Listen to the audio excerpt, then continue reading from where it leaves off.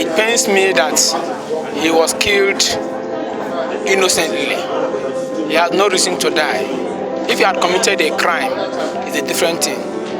Two neighbors had issues, and they singled one person and tortured him until he died. A man identified as Umunna Ejiofor Williams on Wednesday at the Human Rights Commission in Abuja narrated to the Independent Investigative Panel on Human Rights Violation how his brother was tortured to death over a minor issue with a neighbor. These men of Sars tortured my brother until he fell into coma. At this point, I was sitting beside my mother, and both of us were becoming emotional. To avoid my mother from knowing what was going on, I have to call the call and tell my father I'll be coming to Kaduna very soon. And he dropped. My mommy asked me, I told her that Kenneth is not feeling fine. That was just the issue, because she also is having health challenge. So on the 20th of August at 7:00 hour, I was in Kaduna. My little sister, we call her Bossa, took me to the hospital, Alba, where my brother was admitted. When I got there, I saw Kenneth lying on the hospital bed. I called him, the name I used to call him, I call him my giant, because he's very tall. I don't tell anybody in this place that he's as tall as he is. He didn't respond. I called him Ken, he didn't answer. I look at my brother is not the Ken I used to know. It was a very terrible situation. And at that point in time, they were already preparing his referral to Ahmadu Bello University Hospital, Shika, in Zaria. So in less than 2 hours, we were ready and we were on our way to Shika. It was inside the ambulance my father started narrating the story to me. He told me that in the morning of that 16th of August, he was in his house when Gabriel, my little brother, ran to him and told him that Kenneth and his neighbor, Monday, were having serious issue that they might end up fighting. My father left his house and came to the scene. With the help of other good neighbors around, they were able to calm the nerves of these two young men. My father directed my brother to go back to his house, which he did. Some minutes later, some men of Sars, 4 in number, came around.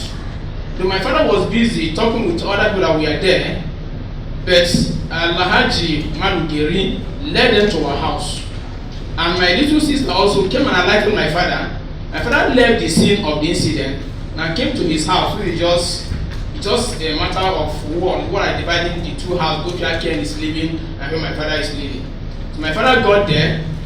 One of them, which my father later knew that he is the team lead by name Kabiru Mohammed, threatened that if we didn't bring Kenneth out, he's going to force himself into the house. My father asked Kenneth to come and follow them, which Kenneth did.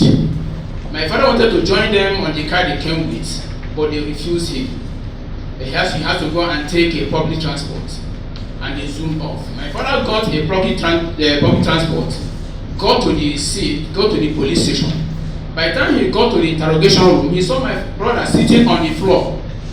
He asked him in our dialect, "Emetruaka, they beat you?"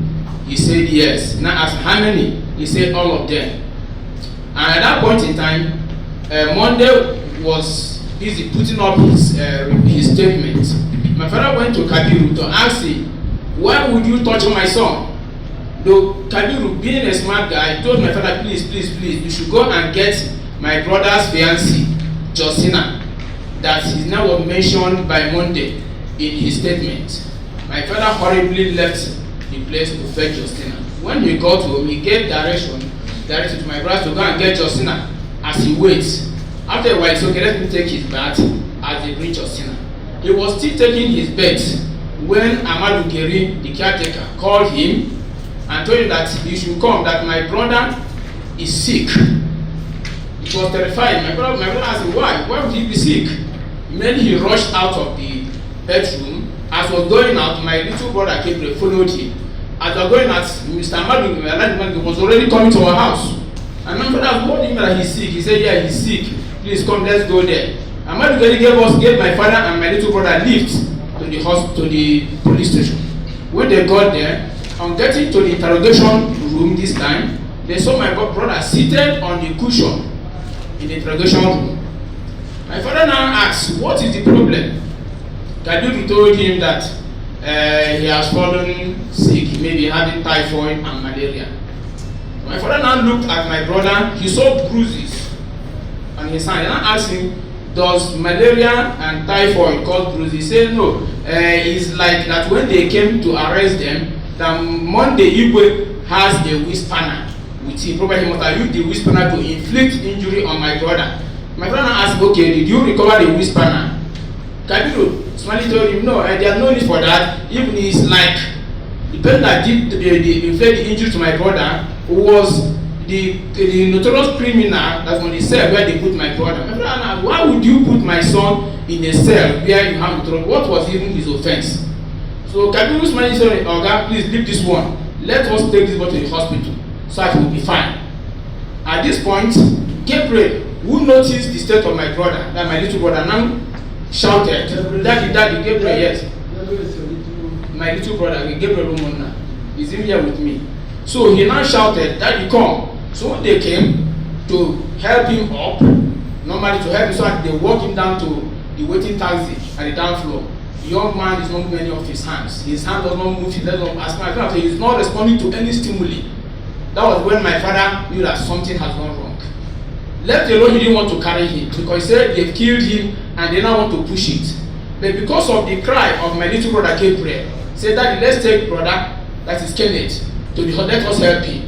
So even Gabriel himself lifted my brother on his shoulder, his arm on his shoulder, while Kabir, who was also there, let's take him to the hospital, held my brother by the head because his head was, he is lifeless, I'm sorry to say it. Unfortunately, on the 3rd of September, my brother was pronounced dead.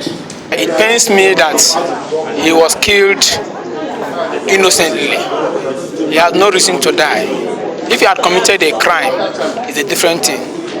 Two neighbors had issues, and they singled one person and tortured him until he died.